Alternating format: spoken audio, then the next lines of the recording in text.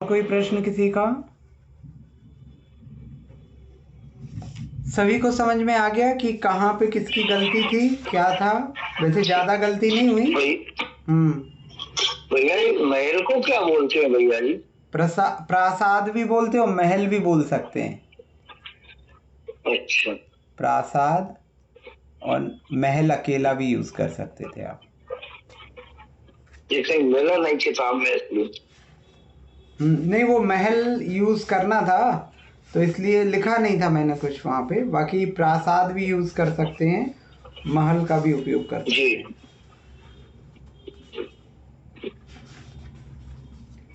ठीक है, अच्छा लगा पेपर कि नहीं लगा? नहीं, बहुत बढ़िया पेपर था।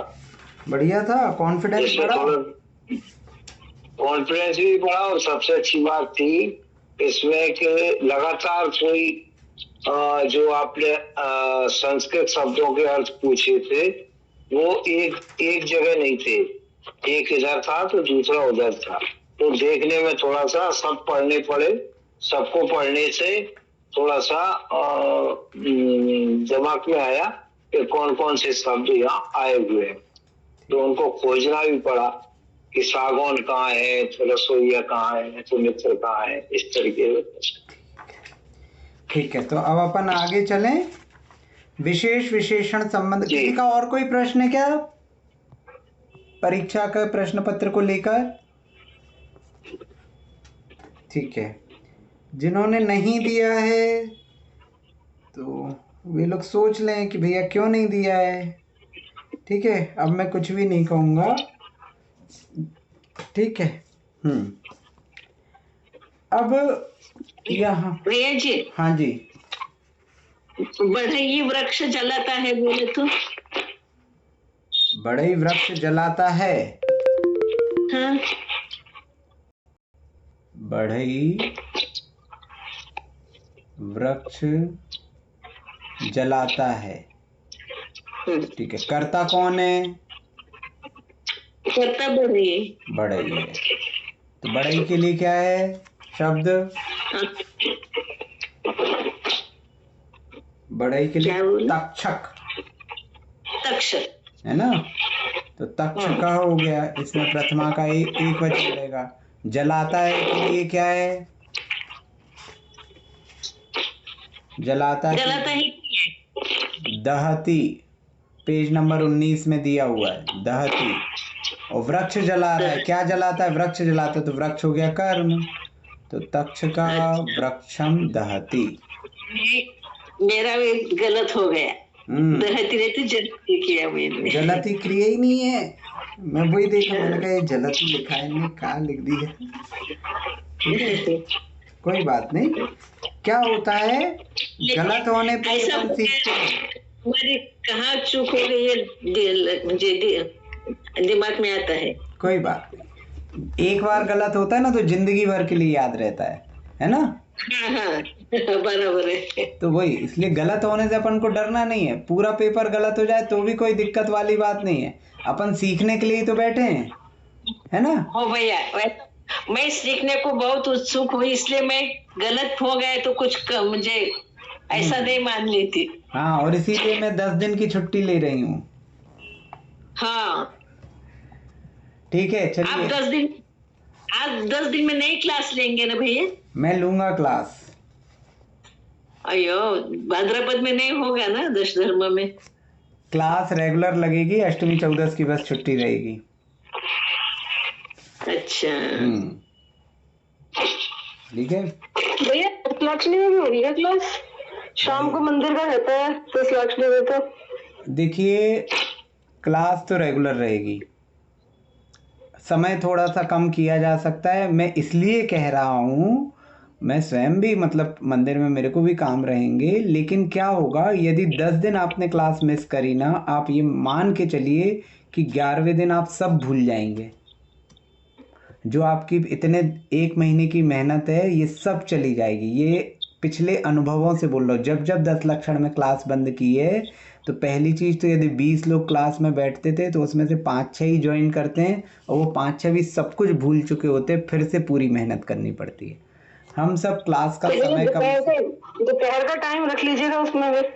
वो अभी हम भैया जी देखेंगे। शाम का समय रखा जाए। अभी देखिए, अभी 7 मैं बजे से सुनो सुनो सुनो, अभी इस विषय में, समय के विषय में कोई चर्चा नहीं हो रही है।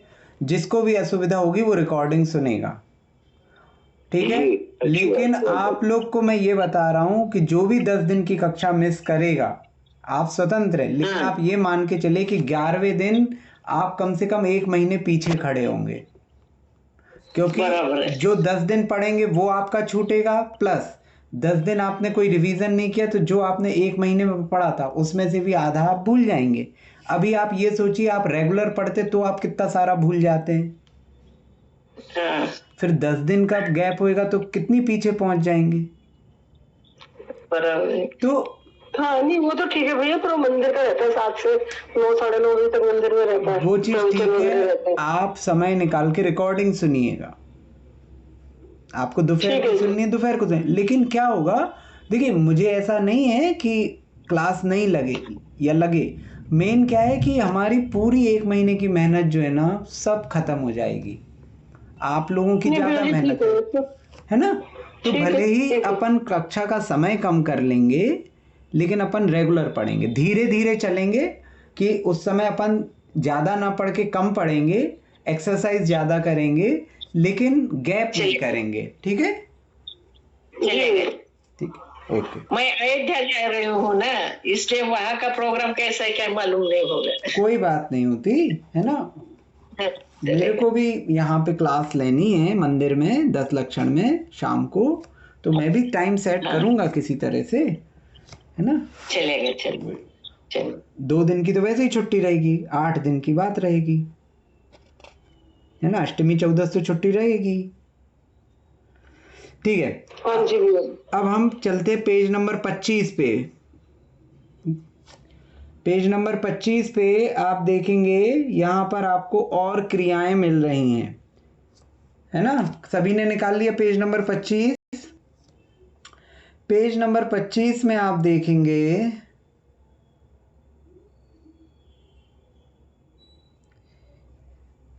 एक प्रश्न पूछना था आप लोगों से, थोड़ा सा हटके है, कि आप लोगों ने मैना सुंदरी की कहानी सुनी है सभी ने। जी भैया। तो जो क्या नाम था उनका, जी कौन? श्रीपाल, हाँ, श्रीपाल को कोढ़ क्यों निकला था। मुनि की उसने निंदा। और इनकी मुनि थूका है शायद, कुछ ऐसा कुछ है। थूका नहीं था, कोढ़ी बोला था, थोड़ी हाँ कुछ किया था मुझे को अभी नहीं किसी। ठीक है। तो श्रीपाल के साथ कितने लोगों को कोढ़ निकला था। नहीं वो मालूम। 700 लोगों को। हाँ, तो श्रीपाल का तो आपने बता दिया कि उसने कोढ़ी कहा था, बाकी 700 लोगों ने क्या करा था। अनुमोदना की थी भैया जी। अनुमोदना की थी। अब मैं आपसे एक पूछना चाह रहा हूँ कि कहानी कुछ ऐसी थी कि मतलब पूर्व भाव में श्रीपाल और उनके 700 मित्र ये सभी जा रहे थे और जंगल में उन्होंने मुनिराज को देखा। तो मुनिराज का शरीर चूंकि पूरी ये मलिन था स्नान व्रत के कारण, तो पूरे में मिट्टी और ये सब लगा हुआ था, तो उनका शरीर सुंदर नहीं दिख रहा था, तो उसने कोढ़ी बोल दिया था। और उसके कोढ़ी बोलने के बाद क्या हुआ कि बाकी जितने भी उनके 700 मित्र थे वो हंसने लगे। तो ये हंसने लगे, तो इसका फल जो था, श्रीपाल को कोढ़ निकला और उसके साथ 700 को भी कोढ़ निकला। अब मेरा ये कहानी तो सबको पता है ना।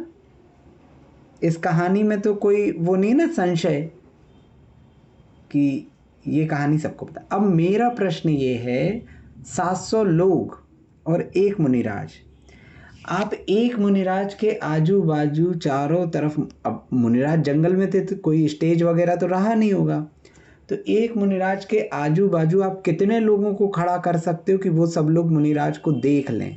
700 लोग खड़े कर सकते हो क्या गोला बना के। शायद संभव नहीं है ना।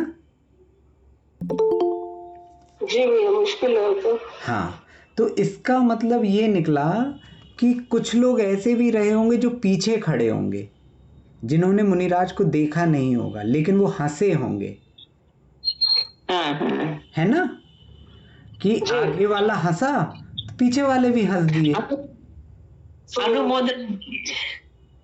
है ना। समझ रहे हैं मैं क्या कहना चाह रहा हूँ? देखा देखी ना, एक दूसरे को देखा देखी हंसना शुरू कर दिया। हाँ, तो मैं बस यही कहना चाह रहा हूँ आप लोगों से कि जो फल करने वाले को मिला, और जिस व्यक्ति को कुछ पता ही नहीं था, जिसने मुनिराज को देखा ही नहीं, केवल वो साथ में हंस दिया, तो उसको भी वही फल मिल गया, है ना। हुआ कि नहीं? जी।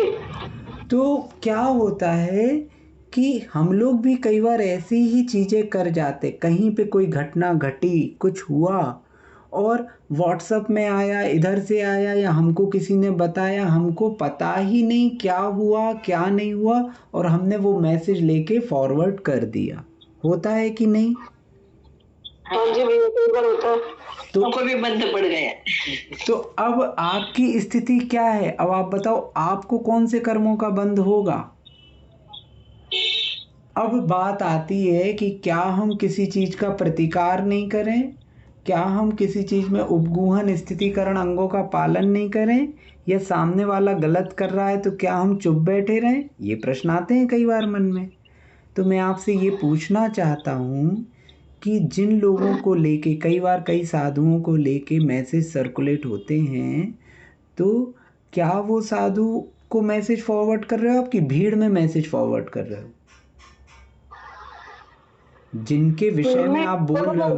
मैं साधुओं को लेके मैसेज फॉरवर्ड करना डिलीट कर देती हूँ, फॉरवर्ड नहीं करती। हाँ, वही कि हमें मतलब इन चीज़ों का लाभ क्या है? कोई भी लाभ नहीं है, और इनसे कितने अशुभ कर्मों का बंध हो जाता है ना। बराबर। तो हम हमें बड़ी सच्चाई समझनी है ना, साधु के बारे में क्या कह रहे हैं। देखिए, और हम सच्चाई कौन पता साधु के करना, बारे में मिस्टेक करने वाले, सच्चाई डिसाइड करने पता वाले। करना नहीं पता करना एक घटना है। एक बार एक व्यक्ति था, मतलब एक कहानी है कि एक व्यक्ति था, वो इतिहास लिखा करता था, ठीक है। तो वो जा रहा था, म्यूट कीजिए प्लीज, म्यूट कीजिए। हाँ, वो कहीं जा रहा था, उसने अपने इतिहास के कुछ पन्ने लिखे हुए थे, कुछ पन्ने लिखे हुए थे, रास्ते में जाता है, ट्रैफिक जैम था, ट्रैफिक जैम था। तो वहाँ पर वो सोचता है क्यों है ट्रैफिक जैम, तो वो बाहर निकलता है ऑटो से, और वहाँ पे पूछता है तो पता चलता है बाहर किसी का एक्सीडेंट हो गया, वो व्यक्ति मर गया है। तो वो वहाँ पूछता है एक व्यक्ति से कि भैया ये व्यक्ति कैसे मर गया। तो कोई कहता है ये रॉन्ग साइड जा रहा था, कोई कहता नहीं राइट साइड जा रहा था, पीछे से टक्कर मारी, कोई कहने लगा इधर से गाड़ी आई, कोई कहने लगा वो स्लिप हो गया। तो वो सोचता है कि जिस व्यक्ति का अभी वर्तमान में ही मरण हुआ है, उसके बारे में हकीकत बताने वाला कोई नहीं है, तो इतिहास की हकीकत बताने वाला कौन होगा। तो वो उसी समय सोच लेता है कि भैया मुझे कुछ लेना ही देना नहीं है इतिहास से।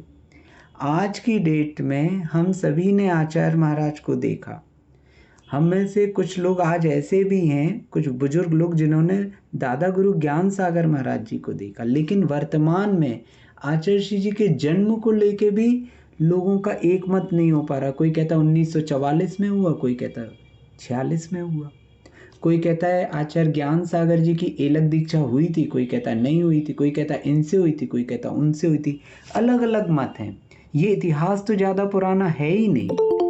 तो क्या होता है कि इतिहास आप कुरेदने जाएंगे तो आप पहले ये सोचिए कि आपको क्या मिलेगा, क्या आपका धर्म ध्यान होगा, क्या आपके शुभ परिणाम होंगे, और यदि नहीं होंगे तो ऐसा इतिहास कुरेद कर आपको मिलेगा क्या। इसीलिए भैया बहुत दुर्लभ ये पर्याय है, बहुत दुर्लभता से आपको संगीपना मिला है, अर्थात मन मिला है, देवशास्त्र गुरु की शरण मिली है। तो इसको इन सब चीज़ों में ना लगा के अपना कल्याण किया जाए, है ना। अपन मतलब निर्विकल्प होके केवल धर्म ध्यान करें और जो अच्छी चीज़ें हैं वो करें, ताकि हमें तो शुभ कर्मों का बंध हो, हमारे कर्मों की निर्जरा हो, बाकी जो चल रहा है तो चलता रहेगा। इसीलिए बस एक निवेदन है आप सभी लोगों से, आप लोग करो तो ठीक, नहीं करो तो ठीक, कभी भी कोई भी विवादित मैसेज हो, किसी की निंदा संबंधी मैसेज हो, उस मैसेज को हमें व्हाट्सएप में फॉरवर्ड नहीं करना है, बस इतना। हमारे माध्यम से कुछ ना हो, बाकी दुनिया जो करे सो करे, जी भैया। है ना? समझ रहे हैं? जी बिल्कुल भैया जी, मुझे तो आश्चर्य इस बात का होता है भैया जी, सही बता रहा हूँ आपको, कि लोगों के पास इतना समय आता कहाँ से। देखो, हमें लोगों की काम चिंता करने नहीं के कर, लिए। सुनिए, हमें लोगों की चिंता नहीं करनी है, हमें अपनी चिंता करनी है। किसी के पास हाँ, समय तो है सही नहीं बात। है वो हमारा विषय नहीं है। अपन तो इसमें नियम, हम तो नियमबद्ध हैं भैया जी, हमने तो नियम ले रखा है कभी भी। ये तो मुनिराज तो बहुत बड़ी बात हो गई, हम किसी का भी निंदा वाला संदेश कभी भी किसी को भी नहीं फॉरवर्ड करते। बहुत अच्छा, है ना? हम भावना करते हैं कि सभी लोग ऐसा करेंगे, है ना? ठीक मैं है, भी वैसे ही करती हूँ भैया जी। ठीक है, बहुत अच्छा। अब आज का समय तो और अपना ऐसे ही निकल गया, अब अपन कल पढ़ेंगे, है ना? जी ठीक है, सभी को जी भैया। जय जी। जय श्री राम।